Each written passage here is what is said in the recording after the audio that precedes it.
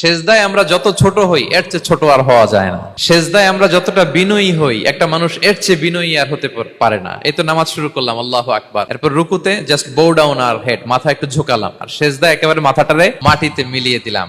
তার মানে আমি চলে গেলাম আসফালে। আসফাল মানে সবচেয়ে নিচে, আর সবচেয়ে নিচে যে আমি ঘোষণা দিলাম সুবহানা রাব্বিয়াল, মানে হে রব, আপনার প্রশংসা, আপনার পবিত্রতা, আপনি আলা।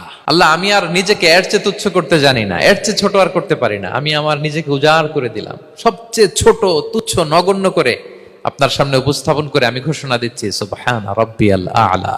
পবিত্রতা সেই রবের যিনি আলা, সর্বোচ্চে। সুবহানাল্লাহ পড়ে। তাহলে সিগনিফিকেন্সটা বুঝতে পারছেন কেন বিষ্ণু ইসলাম এটা পড়তেন সুবহানা রাব্বিয়াল আলা?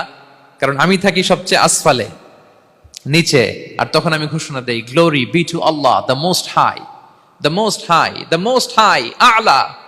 আল্লাহ, আমি একেবারে নিচে কিন্তু তুমি হচ্ছে আলা।